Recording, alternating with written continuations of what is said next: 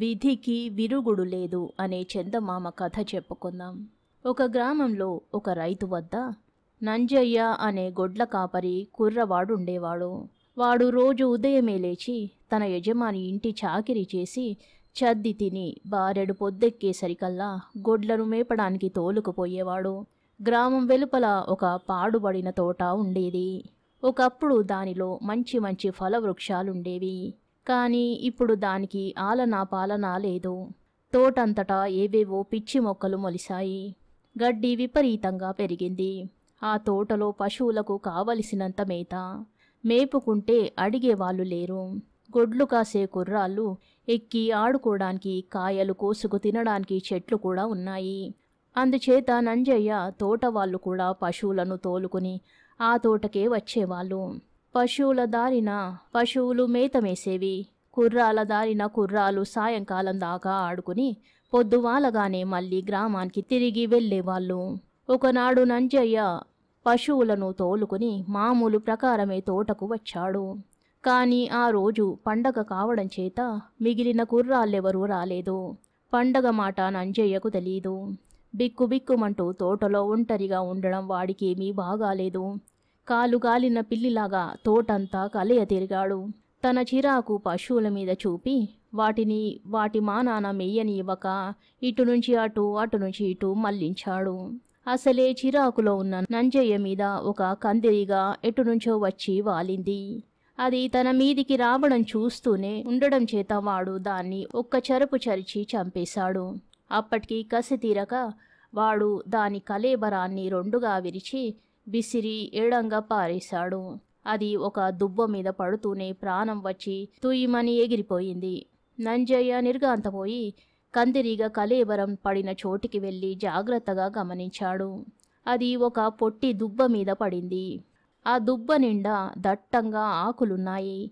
ఆ ఆకులు మిగిలిన ఆకుల్లా కాకుండా ఎంతో నేవలంగా ఉన్నాయి. ఆ ఆకుల మహిమ వల్లే చచ్చిన కందిరీగా బతికి ఉంటుందని వాడికి తోచింది. సంజీవి మొక్కలను గురించి వాడు విని ఉండడం చేత అది సంజీవ మొక్క అయి ఉండవచ్చు అనుకొని వాడు దాన్ని జాగ్రత్తగా గుర్తుంచుకున్నాడు. నంజయ్యకింకా ఈ సంజీవి మొక్క పైన పూర్తిగా నమ్మకం కుదరక ఆ దుబ్బ మీద నుంచి ఎగిరిపోయినది తాను విసిరివేసిన కందిరిగా కాదేమో. వాడు తోటంతా వెతికి ఒక చచ్చిపోయిన మిడత శరీరం సంపాదించి తెచ్చి దాన్ని నింపాదిగా సంజీవి మొక్క పైన ఉంచాడు. ఒక క్షణంలో అది కదిలి అటు ఇటు తిరిగి చివ్వున ఎటో ఎగిరిపోయింది. అది తప్పక సంజీవి మొక్కేనని దాన్ని తాకిస్తే ఏ చచ్చిన ప్రాణి అయినా తిరిగి బతుకుతుందని నంజయ్య రూఢి చేసుకున్నాడు. ఇది తన తోటి కుర్రాళ్లకు ఎప్పుడు చెబుతామా అని వాడు తహతహలాడాడు. కానీ మర్నాడు కుర్రాళ్ళంతా పశువులను తోలుకుని తోటకు వచ్చే దారిలో వాడు మిగిలిన వాళ్లతో తాను సంజీవి మొక్కను కనిపెట్టానని, దానితో చచ్చిన కందిరీగను మిడతను బతికించానని చెబితే వాళ్ళు ఆశ్చర్యపడడానికి బదులు వాణ్ణి గేలి చేసి ఏడ్పించారు.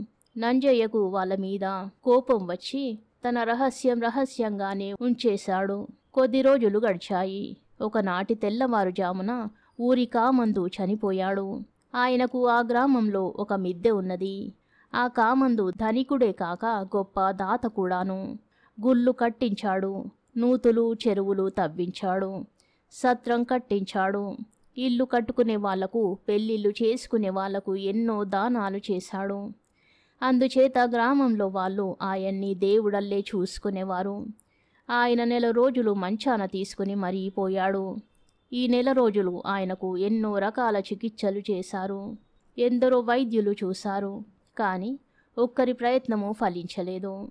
ఉదయం వేళ కామందు ఇంటి దగ్గర జనం గుమిగూడారు.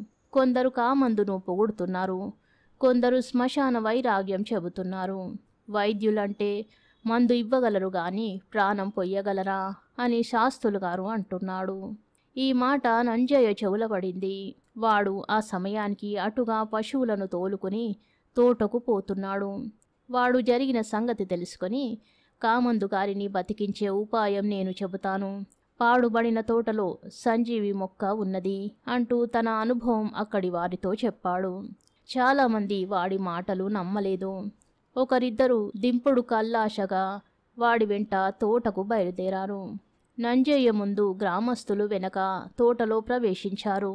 తాను చూసిన దుబ్బ ఎక్కడుండేది వాడికి తెలుసు. దాదాపు రోజు వాడు దాన్ని ఒక్కసారైనా కళ్ళ చూస్తూనే ఉన్నాడు. అందుచేత వాడు సూటిగా అక్కడికే దారి తీశాడు. కానీ రోజు కనిపించే ఆ నవనవలాడే ఆకులు వాడికి కనిపించలేదు. ఇది కాదు అది, అది కాదు ఇది అనుకుంటూ వాడు ఒక దుబ్బ నుంచి ఇంకో దుబ్బకు నడవసాగాడు. గ్రామస్తులకు వాడి మీద కోపం వచ్చింది. వాళ్ళ చేత మాటలు పడడం ఒక వంక, రోజు కనిపించే దుబ్బు మాయం కావడం ఒక వంక నంజయ్యను బాధించాయి. వాడు తోటంతా 15 సార్లు తిరిగినా ఆ దుబ్బజాడ వాడికి తెలియనే లేదు. ఇంతకు పోయిన కామందు తిరిగి బతికే గీత లేదు. అందుకే ఎదురుగా ఉన్న సంజీవి కూడా నంజయ్యకు కనిపించకపోయింది. కథ సమాప్తం. చచ్చి బతికిన సన్యాసి అనే మరో కథ చెప్పుకుందాం. మర్నాడు బామ్మ గుండు భీమన్నతో, ఒరే నాయనా, నిన్న నీకు పని ఇచ్చినవాడు చాలా చెడ్డవాడు. అటువంటి వాళ్ళ దగ్గరికి పోకు. ఎవరన్నా ముసలి సాధువులకు సేవ చేస్తే భుక్తి ముక్తి ఉంటుంది. వాళ్ళ సంపర్కం వల్ల నీకింత జ్ఞానం కూడా కలుగుతుంది అన్నది. భీమన్న ఇల్లు కదిలి ముసలి సాధువు ఎవరన్నా కనిపిస్తాడా అని వెతుక్కుంటూ బయలుదేరాడు. ఒకచోట వాడికి ఒక గుడ్డి బిచ్చగాడు, వాణ్ణి నడిపించే కుర్రాడు కనిపించాడు. బిచ్చగాడి కుర్రాడు భీమన్నను పలకరించి వాడి ఉద్దేశం తెలుసుకుని, ఈ గుడ్డి మనిషి గొప్ప సాధువు. నేనింతకాలము ఈయనకు సేవ చేసి ఎన్నో విషయాలు తెలుసుకున్నాను. కావలిస్తే నా బదులు నీవే ఈయనకు సేవ చెయ్యవచ్చు. నేను ఎక్కడికైనా పోయి మరొక పని చూసుకుంటాను అన్నాడు. గుండు భీమన్న సంతోషించి సరేనన్నాడు. బిచ్చగాడి శిష్యుడు భీమన్నను బిచ్చగాడికి అప్పగించి, ఇక నుంచి వీణ్ణి శిష్యుడుగా పెట్టుకో, నేను పోతున్నాను అని చెప్పి తన దారిన తాను వెళ్ళిపోయాడు. బిచ్చగాడు భీమన్నకు వాడి విధులన్నీ వివరంగా చెప్పాడు. మనం ఇంటింటికి వెళ్ళి అడుక్కుంటాము. నాకు కళ్ళు కనబడవు గనక నన్ను నువ్వు కర్ర పట్టుకు నడిపించాలి. నువ్వు వెనక తిరిగి చూడనవసరం లేదు. మెరక గాని పల్లం గాని నీళ్లు గాని వచ్చినప్పుడు నాకు చెబితే చాలు. ఇల్లన్నీ అడుక్కున్నాక మనం వంట చేసుకు తినాలి. వంట నువ్వే చెయ్యాలి. మళ్ళీ బయలుదేరేటప్పుడు మన సామానంతా సరిగ్గా ఉన్నది లేనిది నువ్వే చూసుకోవాలి. మన సామాను ఏమిటో తెలుసా? బుట్ట, తట్ట, తపాల, చెంబు, లోట, గరిటె, కర్ర, ఇంతే. ఈ జాబితా బాగా కంఠస్థం చేసుకో. నేను చెప్పిన ప్రకారం సేవ చేశావంటే మనకు దొరికిన దాంట్లో నీకు సగం, నాకు సగం. తెలిసిందా అన్నాడు. భీమన్న ఎంతో శ్రద్ధగా బిచ్చగాడు చెప్పినదంతా తలకెక్కించుకున్నాడు. సన్యాసి వద్ద ఒక కర్ర ఉన్నది. దానికి 2 చివరలా కొంకులున్నాయి. బిచ్చగాడు జోలె భుజాన వేసుకుని కర్ర ఒక చివర పట్టుకు నడుస్తుంటే తట్ట నెత్తిన పెట్టుకుని భీమన్న కర్ర 2వ చివర పట్టుకుని దారి తీశాడు. ఇద్దరు నడుస్తుండేప్పుడు భీమన్న మధ్య మధ్య ఆగి బిచ్చగాని గమనిస్తూ వచ్చాడు. బిచ్చగాడు వాడితో, నువ్వు నా కోసం ఆగవలసిన పని లేదు. నీ మానన నువ్వు ముందు పోతూ ఉండు. ఎక్కడైనా ఎత్తుగాని పల్లం గాని నీళ్లు గాని వస్తే నాకు చెప్పు అన్నాడు. భీమన్న అట్లాగే ముందు చూస్తూ నడవసాగాడు. కొంత దూరం వెళ్ళేసరికి ఒక ఏరు అడ్డం వచ్చింది. భీమన్న వెనక్కు తిరిగి చూడకుండానే, నీళ్లు గురు అన్నాడు. ఎవరన్నా దాటుతున్నారా అని బిచ్చగాడు ప్రశ్నించాడు. ఏటికి అడ్డంగా వస్తున్న ఆవులను చూసి, ఆవులు దాటుతున్నాయి గురు అన్నాడు భీమన్న. సరే మనము దాటుదాం అన్నాడు బిచ్చగాడు. భీమన్న ఏటిలోకి దిగి కొంత దూరం వెళ్ళి, రాయి గురు అంటూ నీటిలో పడిపోయాడు.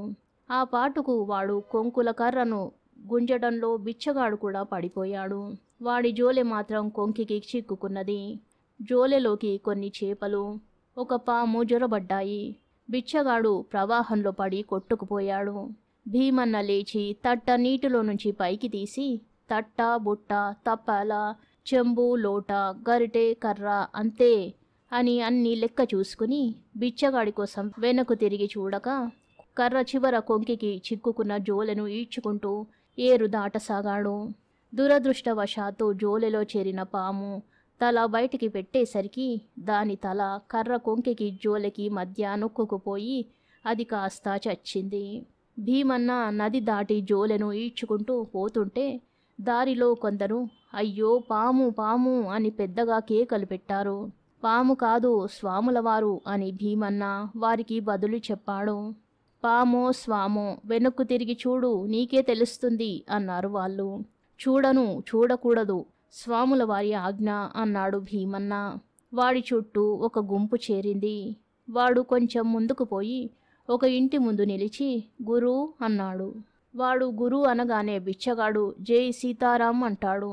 ఇంటి వాళ్ళు బిచ్చం వేస్తే వేస్తారు, లేకపోతే పొమ్మంటారు.